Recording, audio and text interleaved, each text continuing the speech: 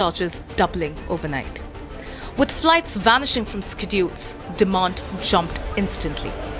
Passengers in Mumbai say that they simply could not rebook, as airlines raised fares the moment Indigo flights went off the grid. A flight by Indigo from Bombay to Bareilly, which has got cancelled. There's no prior information. On reaching the airport, they said the flight is cancelled. I'll have to change my flight or go by some alternate means. So I'm trying to book my flight again by Indigo if possible for today evening to Delhi, because there's no other flight to Bareilly. Why there is no other flight, and what about other airlines? Other airlines to Delhi have increased their fares very high. Almost Air India charging almost 24,000 rupees. Spice Jets almost 18,000 rupees. Just one way to Delhi. So it's a huge problem. Similar complaints echoed in Hyderabad, as the last-minute fares rising by 5 to 6 times. I was traveling to Amritsar, but from yesterday the flight have been cancelled. So now we are checking for another Air India or something, but they took advantage that if the flights are cancelled, as you know, so they are taking advantage and increasing the prices of the flights up to 40,000, which is not a good thing.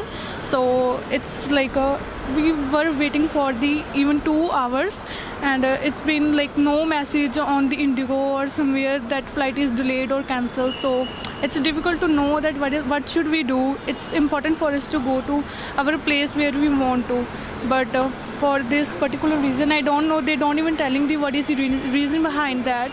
So we don't know.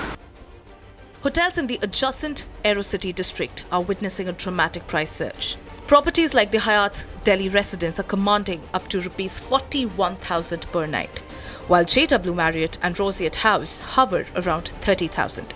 And even mid-tier options such as Urban Tree and Cardinal Express have spiked to Rs 31,000 to Rs 36,000.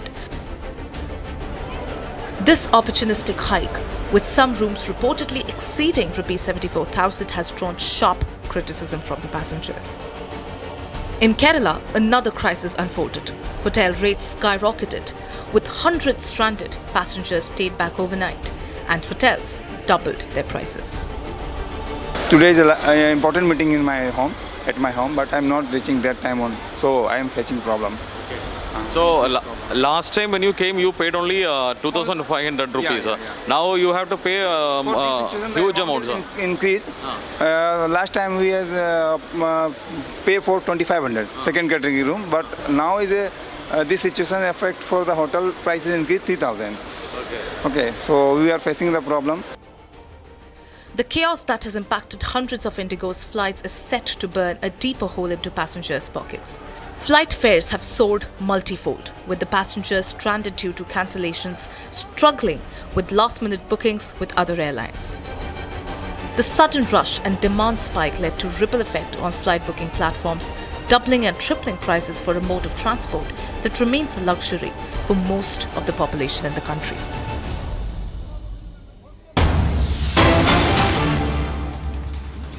And chaos and panic has also prevailed in the Jaipur airport. We are getting these live pictures coming in from the airport in Jaipur. There's also panic there as multiple flights of Indigo Airlines have been cancelled. Passengers have not been given any notice. Indigo flights from Jaipur airport, 2 from Jaisalmer, were also cancelled. Passengers speaking about their woes. There are certain authorities standing before them at the Jaipur airport.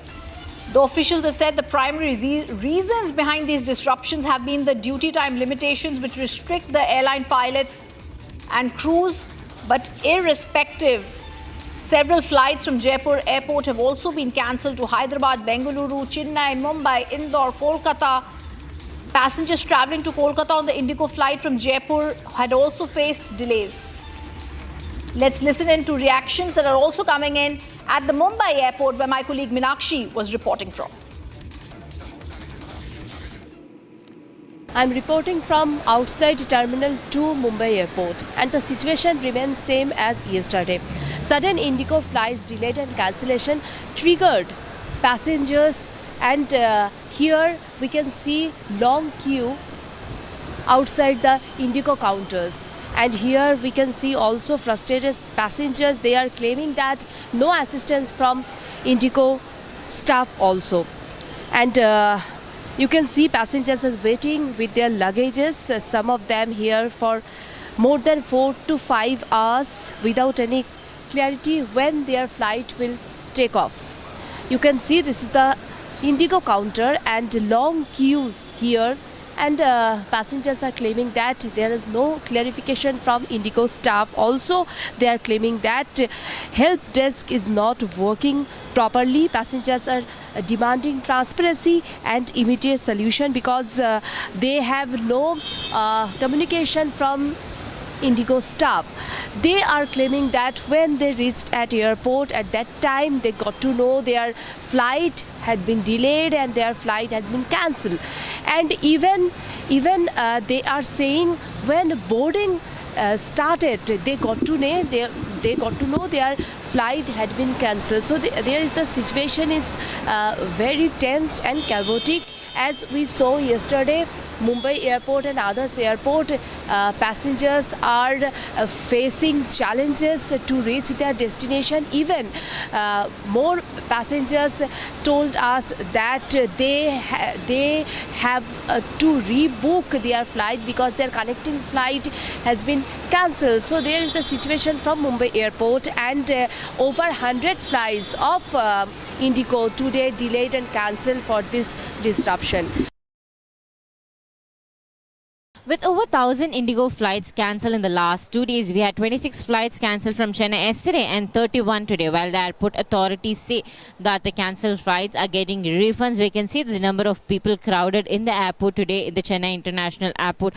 While 31 flights all over India from Chennai has been cancelled, main passengers travelling to Delhi, Mumbai and Chhattisgarh are the main places that the flights that have been cancelled. And there are also multiple delays throughout the day, and the airport authorities have cleared the doubts of the people, saying that if there is a delay, they will be allowed inside the airport, and they would also be allowed to wait in the departure area inside the terminal, whereas the flights that have been cancelled get full refunds. And you can see the queue today, where yesterday not many people had come for taking refunds at the Chennai International Airport, trying to make sure that today whoever's flights cancelled, they are here trying to get their complete refunds from Indigo. And this is happening all over India with over 1,000 flights cancelled in the last 2 days.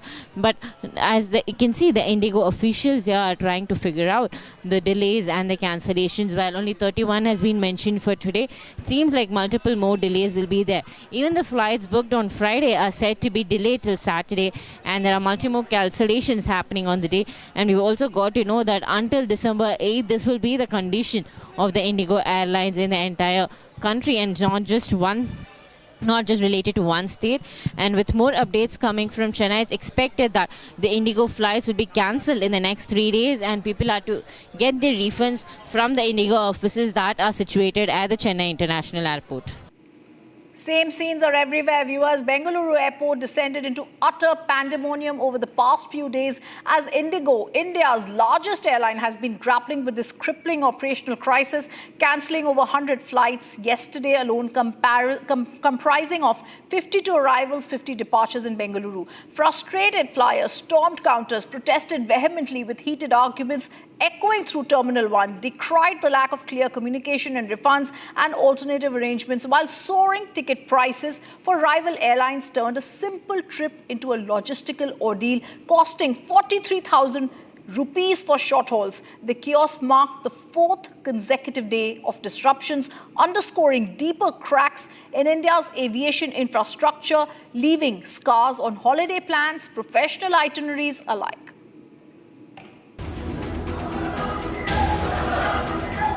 Chaos on the floors of Bengaluru's Kempegowda Airport, where flight cancellations triggered long queues and louder frustration.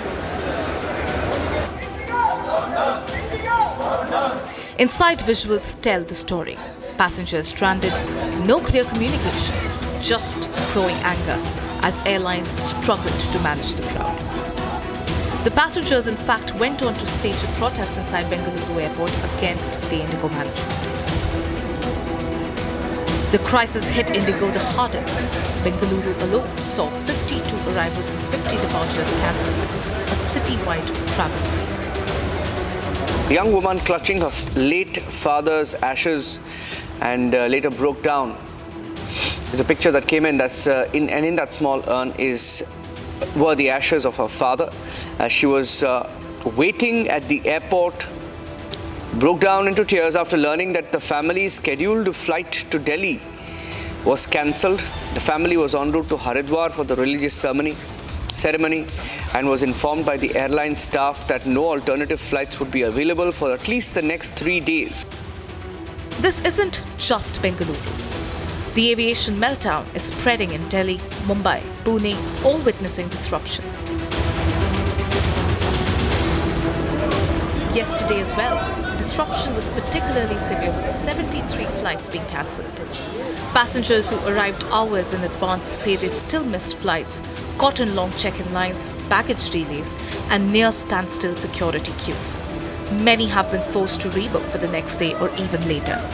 With airport officials giving no clear updates, the wait already feels endless for hundreds of struck passengers.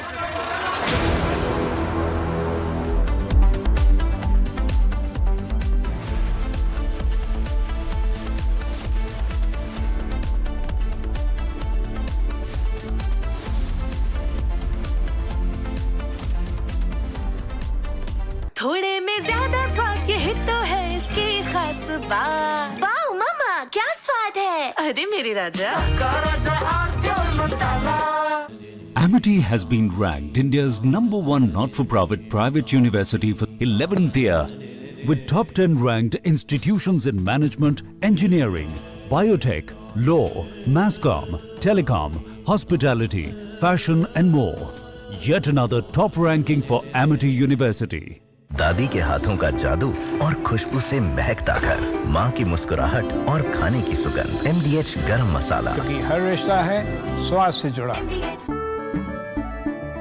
केसरिया से मन जोगी हुआ रे, दिल झूमे देखो मतवारा हुआ रे। केसरिया से मन जोगी हुआ। हर पल मनाओ केसरी त्योहार। विमल, बोलो जुबान केसरी।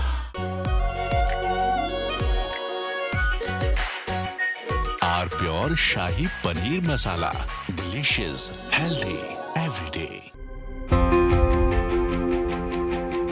ये कहानी है बदलाव की, जिसने उन्हें हिम्मत दी, राह दिखाई और आत्मनिर्भर बनाया। त्रिपुरा सरकार ने महिलाओं को आत्मनिर्भर बनाने के लिए कई परिकल्पनाएं शुरू की हैं, ताकि वो अपनी आजीविका खुद तय कर सके। अब त्रिपुरा की महिलाएं हर क्षेत्र में अपनी निर्णायक भूमिका निभा रही है।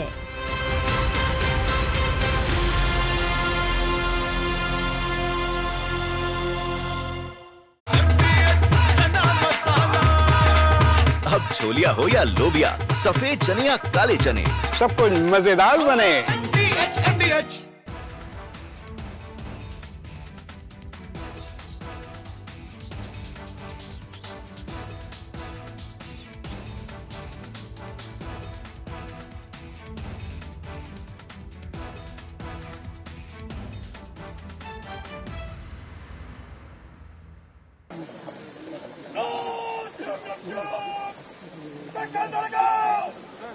Security.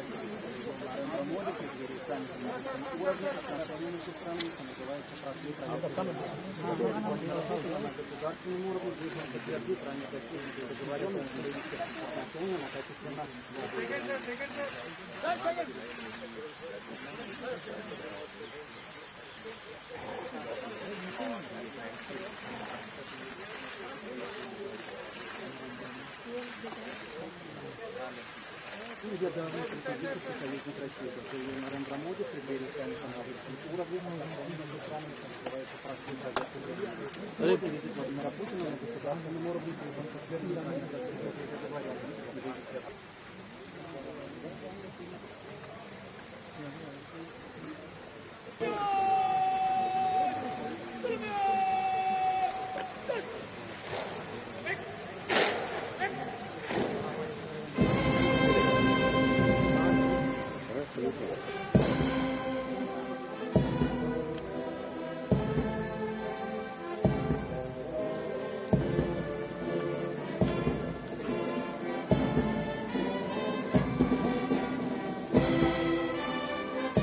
so that the inconvenience at the airports and the congestion that is happening because of these delays is reduced, and the backlog that we have for the last 2 days, the people who have been willing to travel and we have emergency in the travel, that has to be cleared off. So today, major focus has been put on reducing the backlogs that have been happening at the airports, and people can move around.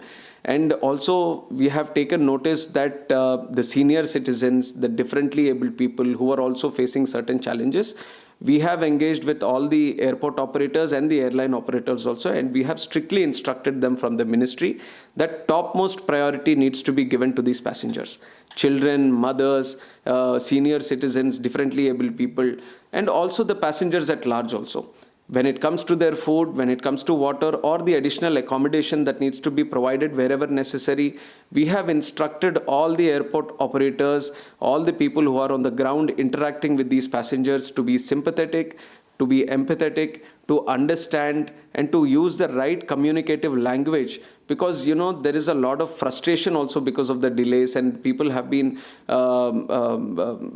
waiting for a huge amount of time at the airports also. So we have taken cognizance of that, and we have instructed the airport operators also to be taking full efforts, to put in full efforts so that the inconvenience of the passengers at the airports come down. Today, we are seeing that the situation is getting better. The backlogs that have been there for the last 2 days, they have been cleared. Delhi, major airport, Mumbai and Chennai, most of the metro airports, they have been cleared and will be cleared by the evening also. From tomorrow, we are expecting normalcy to start, in the sense there won't be any congestion or there won't be any waiting at the airports.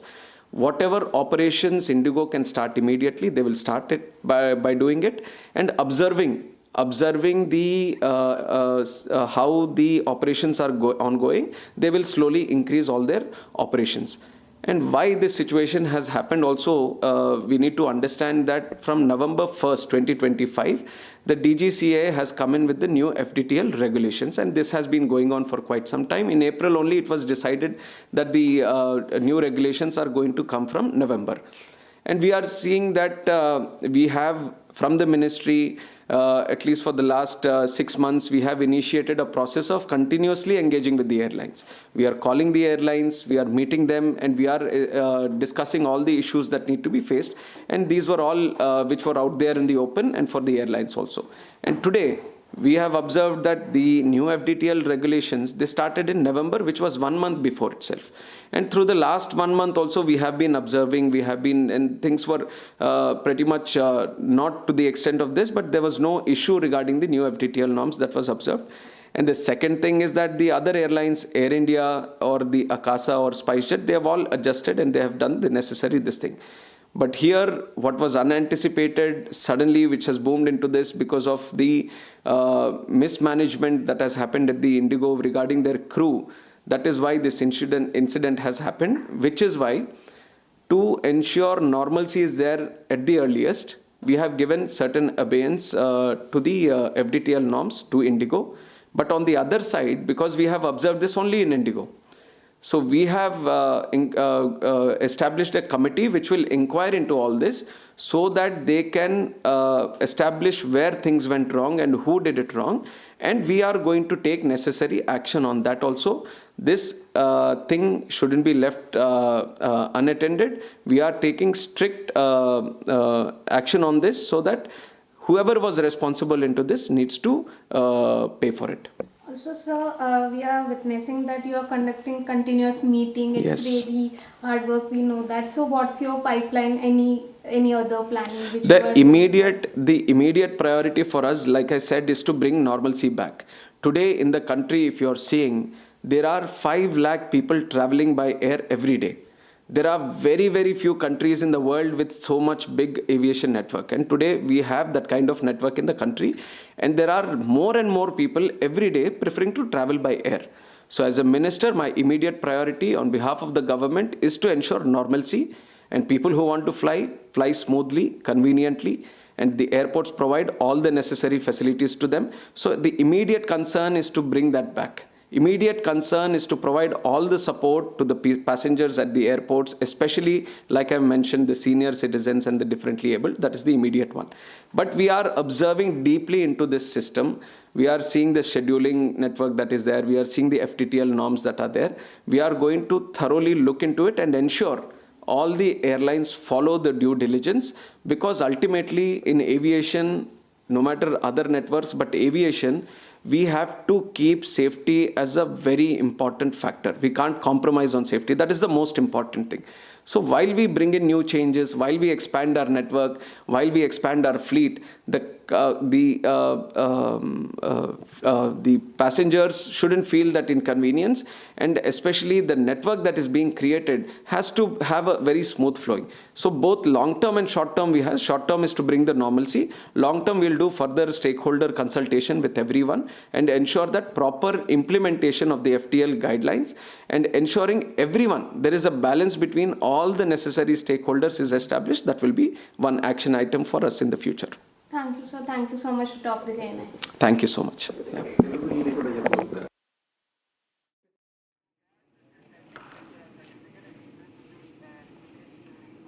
All right, that was K. Ram Mohan Naidu, our Civil Aviation Minister, giving the government's version.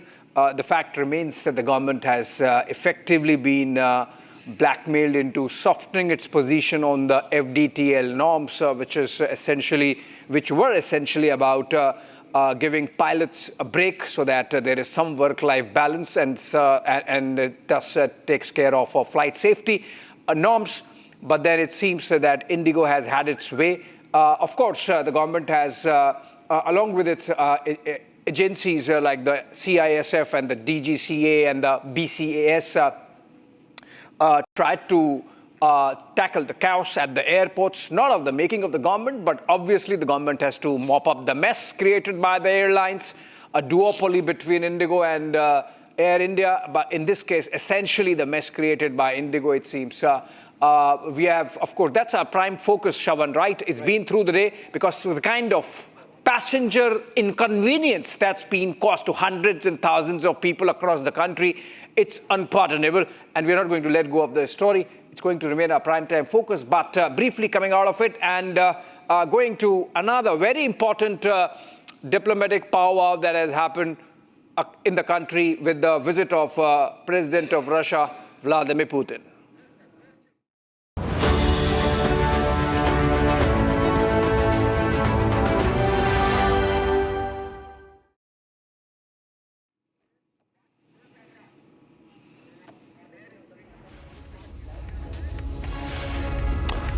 Alan, welcome. You're watching our special joint broadcast, Republic Media Network and Sputnik, over Russian President Vladimir Putin's historic visit to India. In fact, in a short while from now, that visit comes to an end. Over the next couple of minutes, we get you the finest experts, Abhishek, to decode the bilateral talks that have taken place, what's really been discussed on the negotiating table, and whether at all this visit of Vladimir Putin sends across the message that he essentially wants the West to hear. And a joint statement has been released, Shravan, by both the sides, and I found it interesting that, it's more important for the things it has not said. So silent on S-400, silent on Su-57, silent on many other aspects, silent even on the balance of trade. I mean, it does talk about the two countries focusing on economic relationship, keeping in mind 2030 targets, but it does not sort of, pin down the exact actions. I think that's going to be our focus over the next half an hour. All right, breaking news. Russia offers India localization of Su-57 fighter production. I mean, that's really a Russian offer, but the joint statement doesn't talk about it, Shravan. So let's get to our guests straight and ask them what's the deal. Well, in fact, joining us on this special broadcast is Dimitri Simes. He's the head of Sputnik India. Dhairya Maheshwari, correspondent of Sputnik India. Larry Johnson, in fact, he's the former CIA analyst and US State Department official. Michael Walterson, he's the former Swedish politician and former air defense officer. I want to first begin by asking you, Dimitri, getting us that big breaking news as far as the offer coming in from Russia with regards to the Su-57. In fact, a special report, we're going to play that out in a short while from now. But the big takeaways from the bilateral talks that have taken place, Dimitri. So let me just start with the breaking news. This was a statement made by the head of Russian defense conglomerate Rostec on Russian television. He said that as part of the talks in New Delhi, the Russian side offered to fully localize production of the Su-57 in India. Now he said that the Indian side is going to look over, think it over, and get back to the Russian side. So there is no Su-57 deal this time. But it was always going to be highly unlikely, given how complex of a project a joint production of a fifth generation fighter jet would be. Nevertheless, it's clear that the ball is moving on this. But what I do want to draw attention is to something else he said. He said that Russia and India have also begun localizing Russian drone production in India. And in particular, he mentioned the Lancet kamikaze drone. And now for your viewers, the Lancet is one of Russia's most decorated and combat-tested drones. It has been used numerous times on the battlefield in Ukraine, and according to independent estimates, it has destroyed over $12 billion worth of Ukrainian and Western armor since the start of the conflict in February 2022. So if they get the ball moving on this could be very significant because this would be the first international customer of Russia's Lancet drones. Right. Right, but, Dimitri and Dhairya, if I can go to Dhairya first. You have been there on the ground, Dhairya, keeping track of all these meetings that took place. I don't see any big takeaway except for, just sort of doing a proper, well-rounded 360-degree appraisal of the relationship. Do you get a sense that maybe this was actually the plan because an annual summit has to happen? There is the format that exists between the two sides. So the president came and the two sides did a full 360-degree review of the relationship and left it there. Well, having heard the briefings of the Indian Foreign Ministry, the statements made by Prime Minister Modi, President Putin at the India-Russia Forum, at the opening statements, the focus of the visit, as we have been discussing, has been economic cooperation, bolstering economic cooperation, negotiating a speedily concluded India-Eurasia free trade agreement, removing tariff, non-tariff barriers, and more on, on the untapped potential of India's economy to service Russia's domestic needs.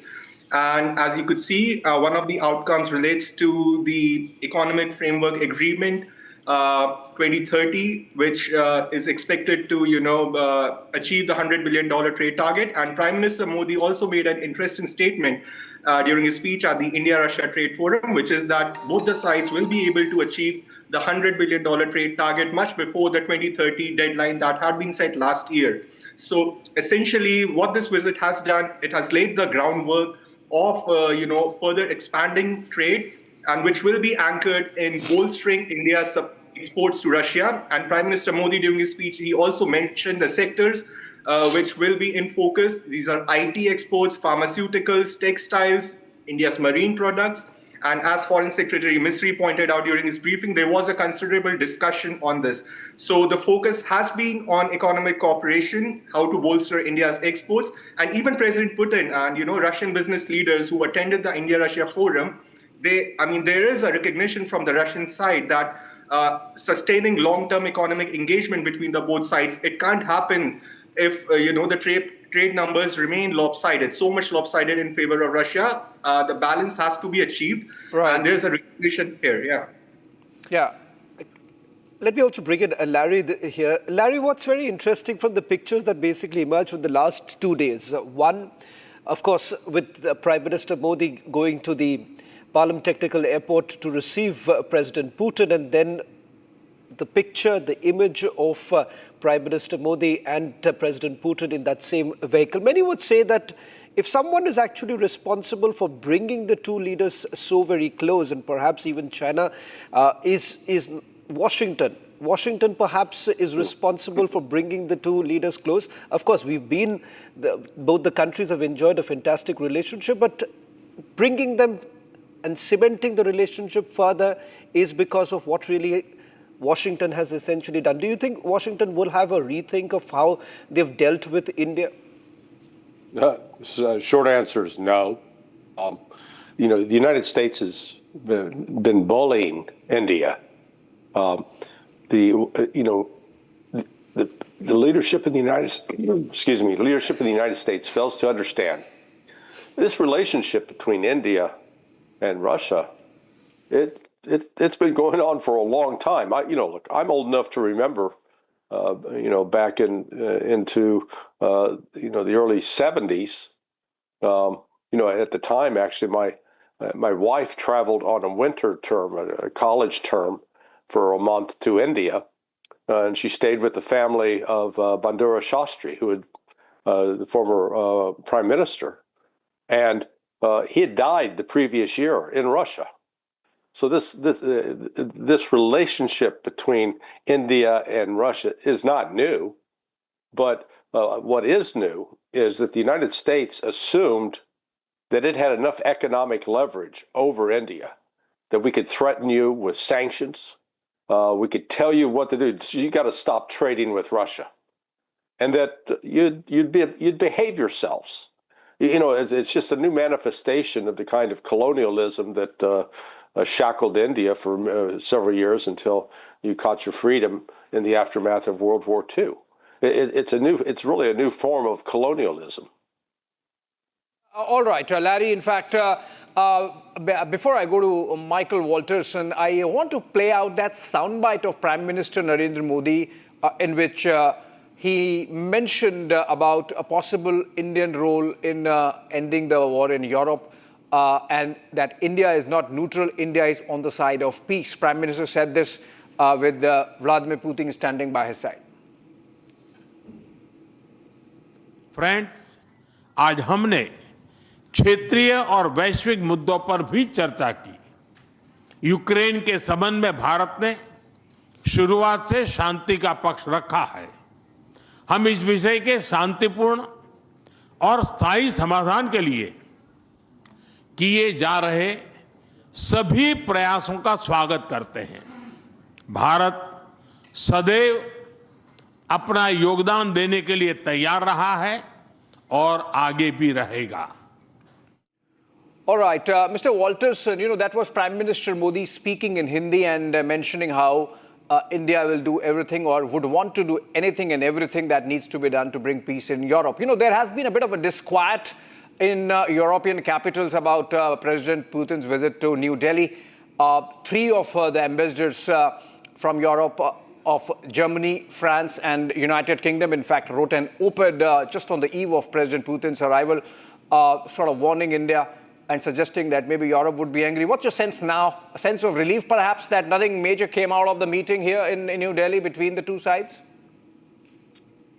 Well, I'm not quite sure that the Europeans feel that way, because they, as the Americans, view India as a country that they want to get to their side, not to be a neutral or have a good relations with Russia. And of course, they can be a little bit relieved that there was no arms deal agreement, and we haven't heard much about oil. But I believe that the arms agreement can come in the near future. Putin and Modi can't discuss details in an arms agreement. It's a very big deal. For example, buying the Su-57 is a very complex and long-term engagement. So it must be discussed further. But the Europeans did a big mistake, exactly as Mr. President Trump, when the ambassadors tried to interfere in India's relations with third-party countries.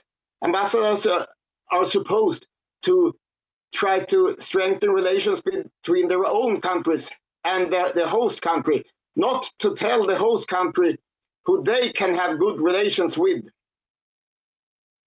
Michael, in fact, the Prime Minister once again reiterating the point that he has made right from the beginning of the war in Ukraine, and that is India being on the side of peace. But having said that, in fact, Abhishek, I was actually seeing the response that has really come in from the European side. In fact, it hasn't been really taken well, given the fact that you've had many commentators essentially raising this entire point about Russian President Vladimir Putin. But interestingly, Michael seems to be okay with that. But yeah, interestingly, this is exactly what the Prime Minister had to say about the ongoing war in Ukraine. Well, आज हमने क्षेत्रीय और वैश्विक मुद्दों पर भी चर्चा की। यूक्रेन के संबंध में भारत ने शुरुआत से शांति का पक्ष रखा है। हम इस विषय के शांतिपूर्ण और स्थायी समाधान के लिए किए जा रहे सभी प्रयासों का स्वागत करते हैं। भारत सदैव अपना योगदान देने के लिए तैयार रहा है और आगे भी रहेगा। Dimitri, as far as the roadmap is concerned, many would have said that why is it that India hasn't taken this entire position of mediation? Because other countries have given it a shot. Turkey has done it, China has done it. But India, for some reason, barring the statements that have really been made, there hasn't been a further role that has been played as far as the mediation role is concerned. How does Russia essentially view this? Does Russia essentially see India perhaps the most neutral partner here and could actually play a pivotal role in bringing an end to the war? So, earlier this week, Sputnik India hosted a press briefing by Kremlin spokesman Dmitry Peskov, and he was asked about India's peace efforts. He said that, first of all, Russia was very appreciative of the fact that India was trying to do what it could to help move the conflict closer to an end. But he also said that the key difference that he saw between India and Europe was that the Indians were actually interested in listening to what Russia had to say. Obviously, India has its own position. It's a sovereign country. It's a great power. It's an ancient civilization. It will make its own decisions. But at the same time, it is willing to respect the perspective of another country. That's not something that Russia has encountered when dealing with the Europeans. The Europeans have a very maximalist perspective where it's my way or the highway. And this makes it extremely difficult to end the Ukraine conflict. Because even if Donald Trump manages to get everyone in the American political elite to rally around him and the Americans stop supporting Ukraine, the Europeans will keep putting fuel on the fire. The Europeans see the Ukraine conflict as a way of maintaining their broader global geopolitical relevance. So what I'm afraid is that even when you have well-meaning countries like India, when you have countries in the global south that would like a sustainable peace deal to occur, the Europeans are going to sabotage it. All right. Let me now take the next question to Larry. Larry, you have been a CIA analyst.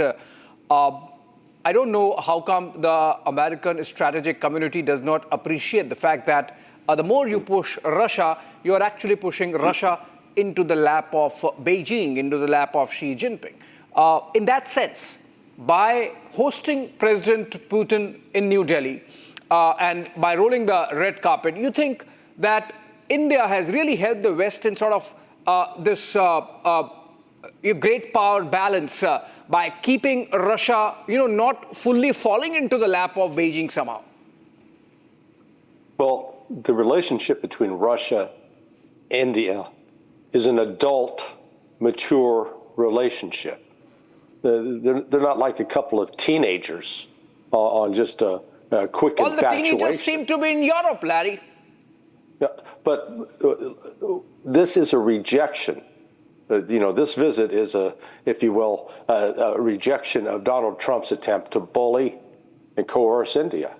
And it reflects, look, unfortunately right now in my country, there is incredible ignorance about India, about Russia, about China. The assumption was that the false mistaken belief is that India was so dependent upon the U.S. market that we could threaten you and that you would have to submit. Well, this is simply not the case. The United States is actually not that consequential for the Indian economy, which is actually, probably the strongest economy today, followed by that of China in the world. So, Putin is continuing the relationship of treating India as an equal, not as some subordinate, not as some colony that has to be, carefully controlled. It comes, this is what makes the Russian approach so radically different from that of the United States. Russia proceeds from an assumption that your country is just as good as his country, and that you have to treat each other with respect.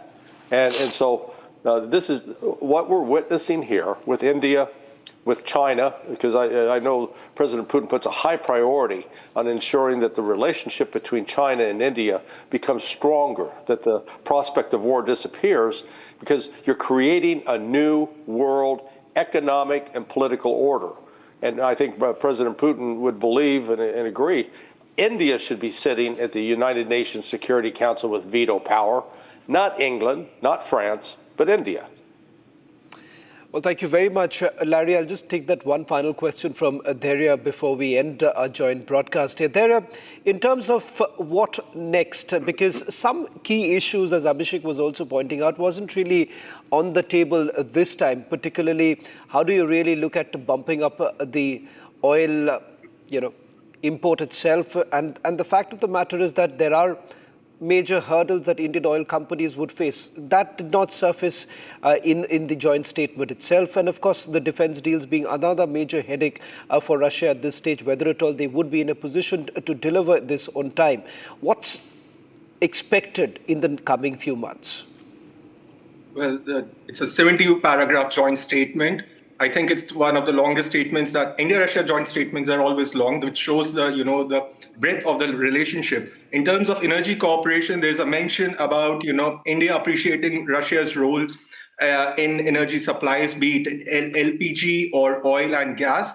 And there is a mention of that. And there is also, we know that Indian oil companies that are invested in Russia, that own Rosneft-linked assets, they are unable to repatriate, their profits back after the sanctions on Rosneft and Lukoil were announced.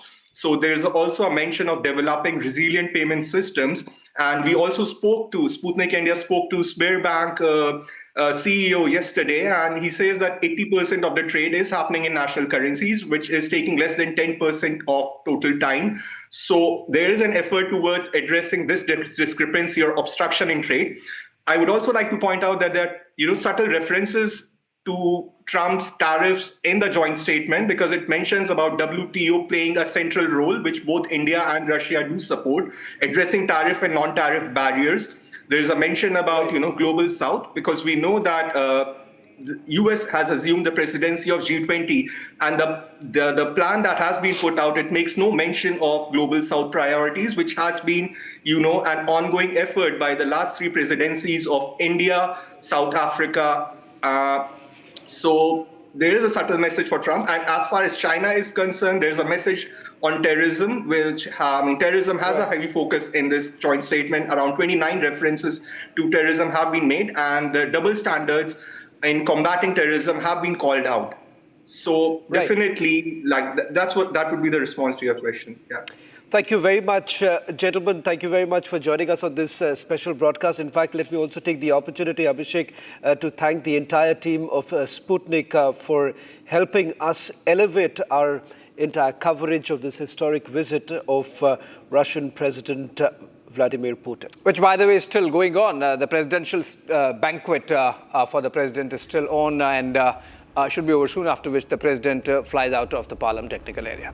Well, that's all that we have had in this special broadcast. Coming up, 10 images that exactly define the biggest aviation crisis that India faces. Coming up next.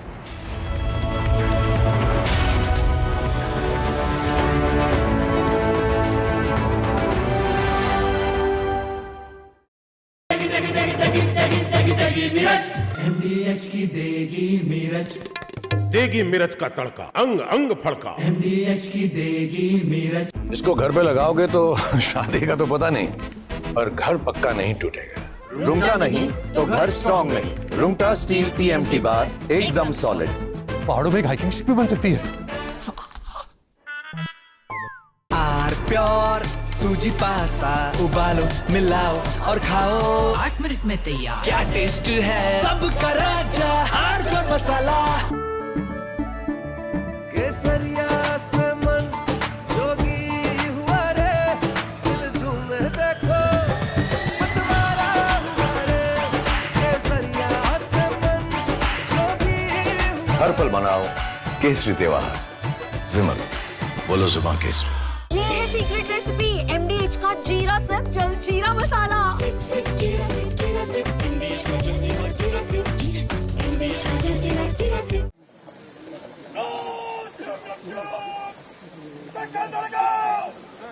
Security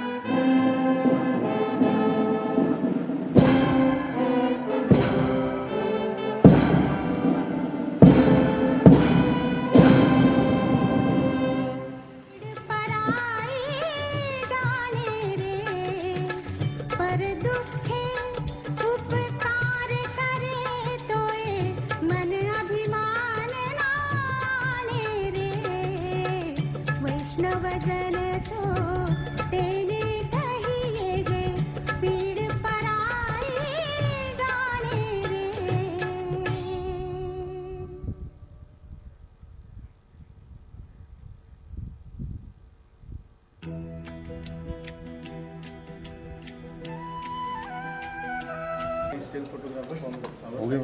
एक second बोलो देख रहे हो सुनो भैया बीच में कौन दूसरा होता उससे ज़्यादा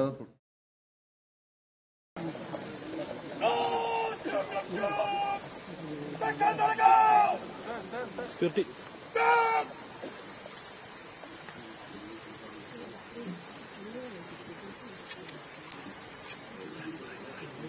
From the hallowed chambers of the Supreme Court of India, the law roars louder, real, fearless, historic. The first Buddhist Chief Justice of India, former Chief Justice of India, Justice B.R. Gavai, unshaken in conviction. This weekend on the legal side of things, only on Republic TV. Co-powered by Century Ply Club Prime. Raho befikar. दादी के हाथों का जादू और खुशबू से महकता घर, माँ की मुस्कुराहट और खाने की सुगंध। MDH गरम मसाला, क्योंकि हर रिश्ता है स्वाद से जुड़ा। Amity has been ranked India's #1 not-for-profit private university for 11th year, with top 10 ranked institutions in management, engineering, biotech, law, masscom, telecom, hospitality, fashion and more.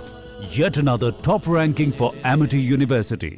थोड़े में ज्यादा स्वाद, यही तो है इसकी खास बात। वाओ मामा, क्या स्वाद है? अरे मेरे राजा, राजा मसाला। मुस्कुराए लड़खड़ाए जिंदगी, चाहे जो भी हो। सर, पेशेंट के लिए कौन सा रूम प्रेफर करेंगे आप? जिंदगी भर के प्यार का कोई रेट कार्ड नहीं होता।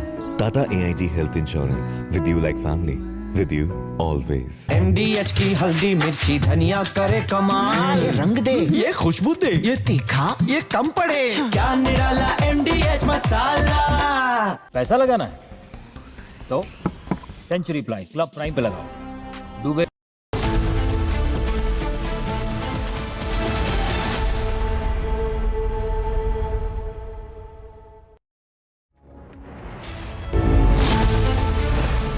Government gives in to pressure from Indigo.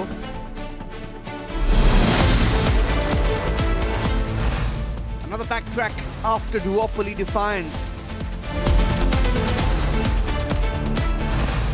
Is government compromising passenger safety? Debating tonight at 8 p.m.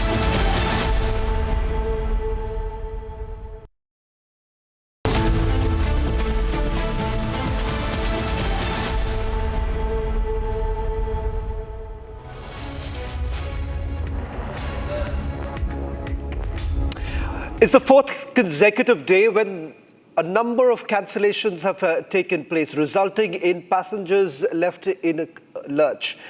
Multiple cancellations that have been reported from New Delhi, Mumbai, as well as Bengaluru. And not just that, not limited just to the major cities. In this widely shared clip, what you can see is an angry passenger, a foreigner who was left stranded.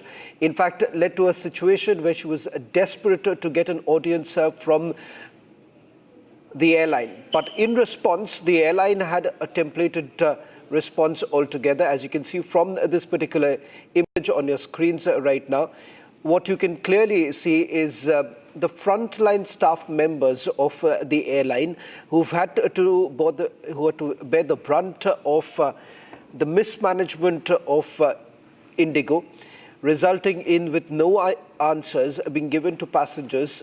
Similar sort of a situation panned out almost everywhere, not just in Mumbai, but also in other places. But first, take a look at what really happened this evening when this passenger was desperately seeking for help.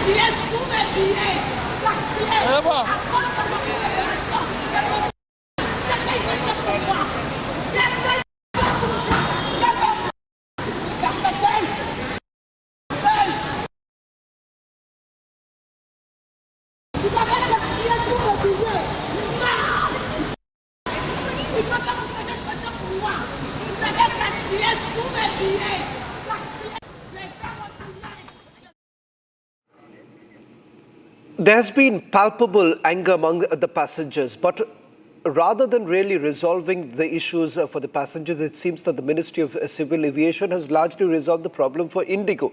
The reason why I'm saying this is because in the meeting that was chaired by the Civil Aviation Ministry, Indigo essentially indicated that the result of this chaos was because of the FDTL norms that were basically brought in. And interestingly, the FDTL norms was actually introduced back in 2024. The full rollout actually happened only in the month of November. The airline blamed the current chaos because of these FDTL norms that were essentially brought in. And soon after that meeting, DGCA has essentially rolled back. The demand that was made by Indigo was actually fulfilled. This is what the Civil Aviation Minister had to say. In fact, from December 3rd, since when the Indigo has been facing major operational issues, and because of which there have been a lot of delays and cancellations, the Ministry of Civil Aviation has been actively on the ground engaging with all the necessary stakeholders for two things. One, for passenger care, comfort and convenience. We want to reduce all the inconvenience that the passengers are facing at the airports. And two, we want to ensure safe operations in the country also. This two priority, the ministry has been thoroughly engaging from day one. So in the initial, when we have seen a lot of delays happening with the Indigo operations, then we have engaged with them. We have told them to take all the necessary steps to ensure normalcy within the next 2 days. And yesterday we have also seen major delays happening because of that. But we changed the pattern today. We have went into the mode. We have instructed the Indigo to cancel major operations so that the inconvenience at the airports and the congestion that is happening because of these delays is reduced. And the backlog that we have for the last 2 days, the people who have been willing to travel and we have emergency in the travel, that has to be cleared off. So today, major focus has been put on reducing the backlogs that have been happening at the airports and people can move around. And also, we have taken notice that the senior citizens, the differently abled people who are also facing certain challenges, we have engaged with all the airport operators and the airline operators also, and we have strictly instructed them from the ministry that topmost priority needs to be given to these passengers. Children, mothers, senior citizens, differently abled people, and also the passengers at large also. When it comes to their food, when it comes to water or the additional accommodation that needs to be provided wherever necessary, we have instructed all the airport operators, all the people who are on the ground interacting with these passengers to be sympathetic, to be empathetic, to understand and to use the right communicative language, because there is a lot of frustration also because of the delays and people have been waiting for a huge amount of time at the airports also. So we have taken cognizance of that and we have instructed the airport operators also to be taking full efforts, to put in full efforts so that the inconvenience of the passengers at the airports come down.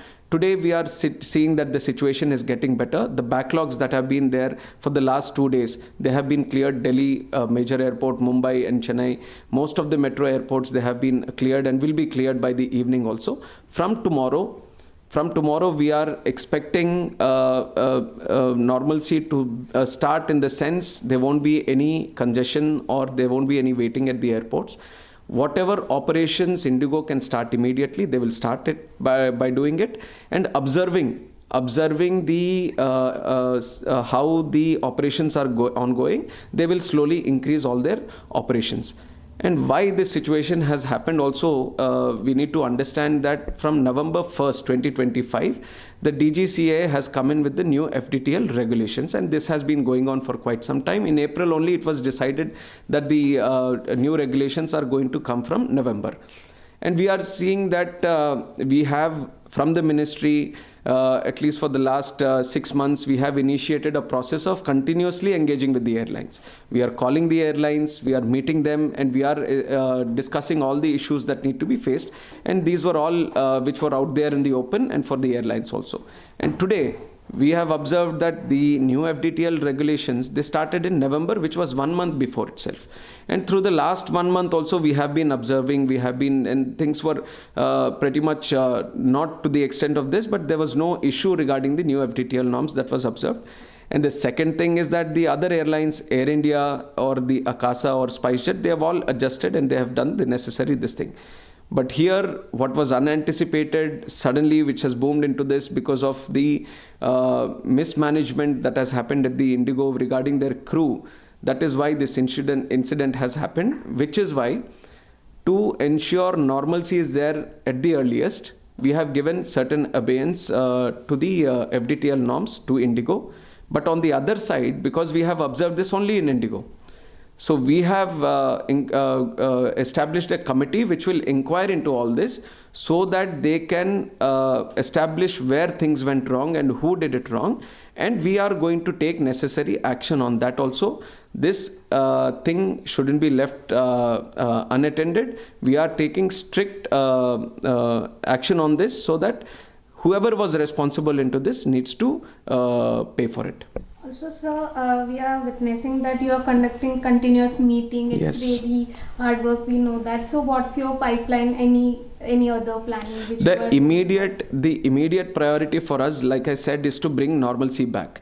Today in the country, if you are seeing, there are 5 lakh people traveling by air every day. There are very, very few countries in the world with so much big aviation network. And today we have that kind of network in the country. And there are more and more people every day preferring to travel by air. So as a minister, my immediate priority on behalf of the government is to ensure normalcy. And people who want to fly smoothly, conveniently. And the airports provide all the necessary facilities to them. So the immediate concern is to bring that back. Immediate concern is to provide all the support to the passengers at the airports, especially, like I mentioned, the senior citizens and the differently abled. That is the immediate one. But we are observing deeply into this system. We are seeing the scheduling network that is there. We are seeing the FTTL norms that are there. We are going to thoroughly look into it and ensure all the airlines follow the due diligence, because ultimately in aviation, no matter other networks, but aviation, we have to keep safety as a very important factor. We can't compromise on safety. That is the most important thing. So while we bring in new changes, while we expand our network, while we expand our fleet, the passengers shouldn't feel that inconvenience, and especially the network that is being created has to have a very smooth flowing. So both long term and short term we have. Short term is to bring the normalcy. Long term we'll do further stakeholder consultation with everyone and ensure that proper implementation of the FTL guidelines, and ensuring everyone, there is a balance between all the necessary stakeholders is established. That will be one action item for us in the future. Thank you, sir. Thank you so much to talk with you. Thank you so much. Well, in fact, these are some images that we have essentially seen panning out through the day from various airports. Now, one of the most surreal scenes to come out of this ordeal features a couple who were basically supposed to be celebrating one of the biggest days of their lives, their wedding reception. Instead, they are attending the event on Zoom. The husband even laughs it off, saying he needs to log in to his own wedding. While the moment has gone massively viral, it is also a painfully telling story. These cancellations aren't just inconveniences, they're also blowing apart milestone moments, family gatherings, and carefully planned celebrations. Now, this video has gone viral.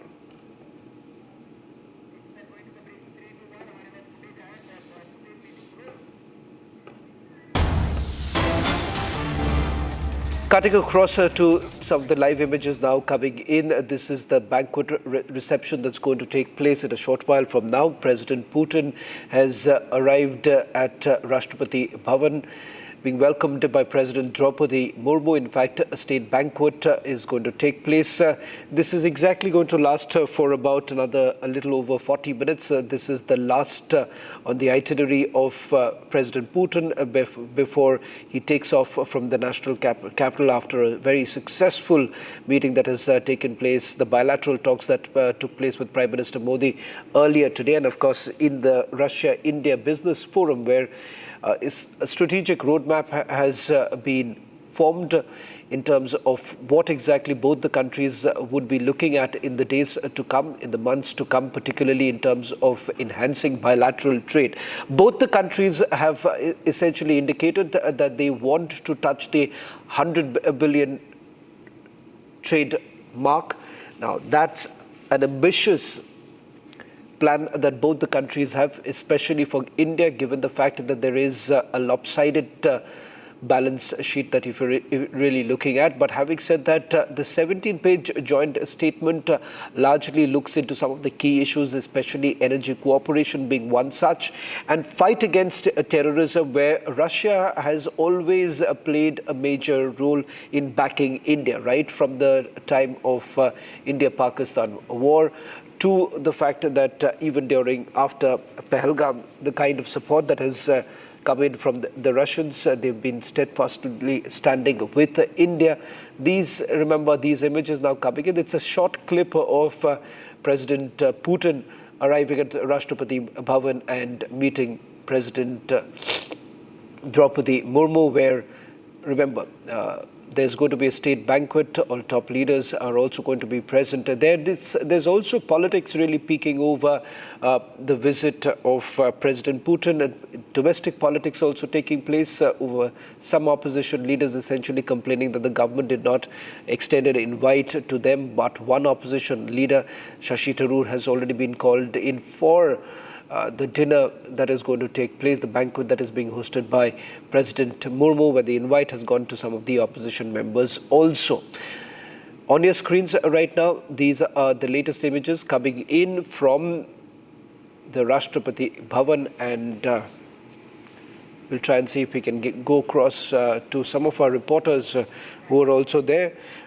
In fact, Rakshita was there a short while back. We'll try and see if we can get her on board and to get you the latest images that have essentially come in a short while back. It's a very short clip, once again, of President Putin just reaching there. We're expecting the full-length images to come in a short while from now, in terms of once you would have actually seen President Murmu essentially introducing President Putin to the other leaders. Business leaders are also expected to be a part of this banquet that is being hosted by President Murmu. Well, that's all that we could pack in this edition. In a short while from now, coming up, the big debate with Editor-in-Chief Arnab Goswami.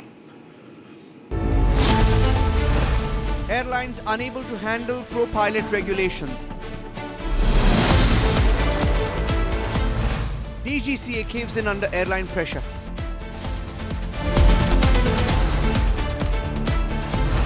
Aviation duopoly takes passengers for a ride. Waiting tonight, 9 p.m.